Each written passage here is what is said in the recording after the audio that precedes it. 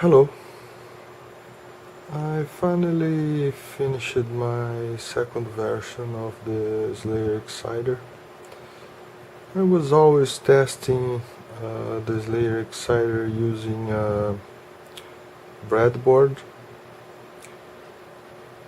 and I decided to create a fixed base, not a fixed but a base with everything I need. I can just take it anywhere and it will work, no matter what type of the coil I use, if this one or other coil. I'm using a TIP31. It's the best to produce plasma, but here is an MGA 13005. It's a very good transistor to use with this Slayer Exciter too. It does not produce plasma, but have a very low power consumption and a very good result. And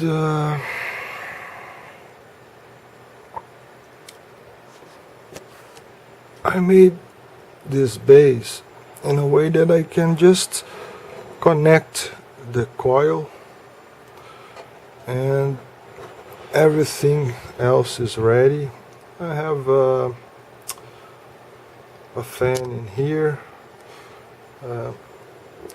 Inside I have a battery for the fan. This battery is for the fan. That other battery is to run the Slayer Exciter.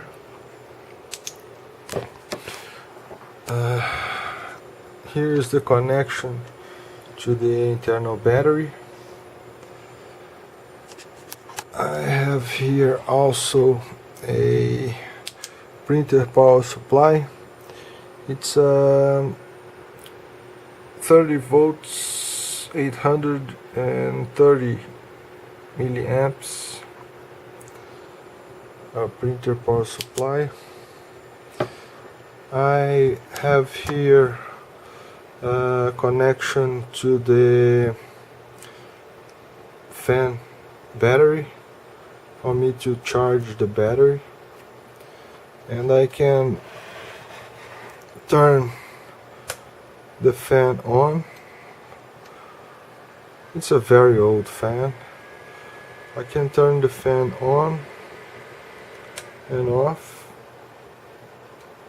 because when you run the Slayer Exciter under 12 volts, there is no need for a fan. Just the heat sink can solve the problem. But with 12 volts and 30 volts, this is really needed. So I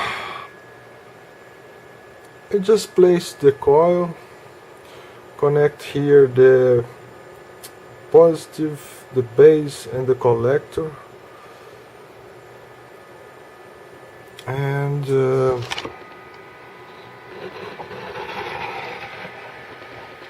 here on the front I have on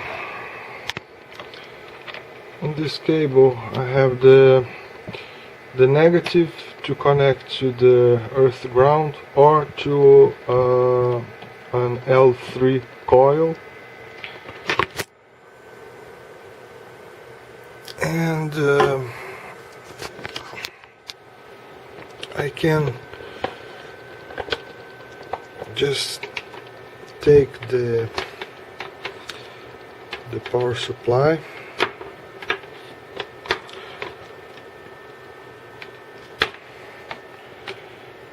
connect to the mains,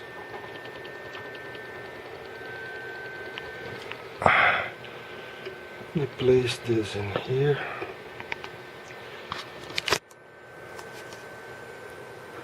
like this, very good. And here I can switch between One side is the internal battery.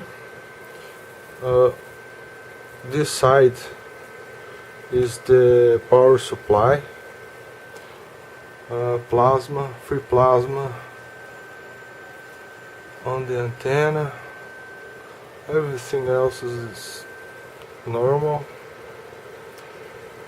1 mega ohm potentiometer or potentiometer. Turn off, and when I disconnect from the power supply, I can run using the internal battery, 12 volt battery. I cannot have plasma when running with the 12 volts, not with this coil or other coil. I just have a few sparks.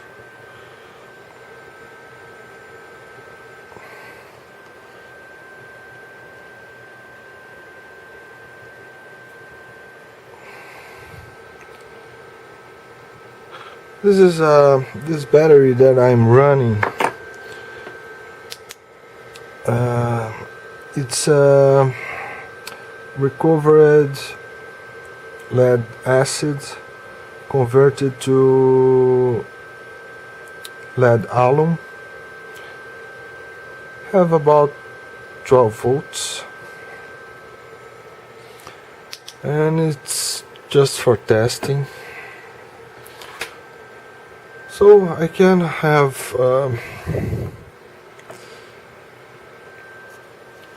this and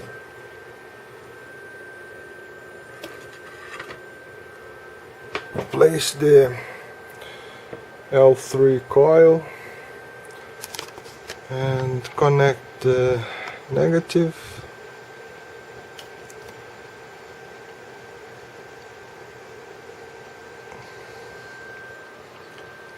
Everything working. This is the part 1 of the second version of the Slayer exciter. I'm trying to think on what else can be installed inside the base to use when the Slayer exciter is running.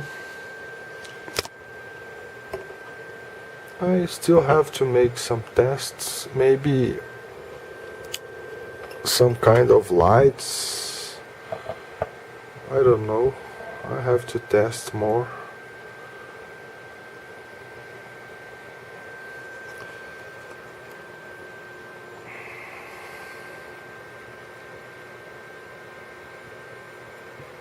And now it's easy to take this Slayer exciter to another place, or to prove someone that you can light wirelessly float lamps.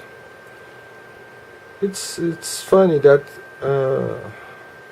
there are a lot of people here in my country that never saw such a device or experiment. And thanks to J. Bluer again and everybody, Mongrel Shark, Slider, and everybody that helped me to be in here building these devices. On part 2 of the Slayer exciter 2, I'll try to install more things on the base and see what else can be done with this. Thanks for watching.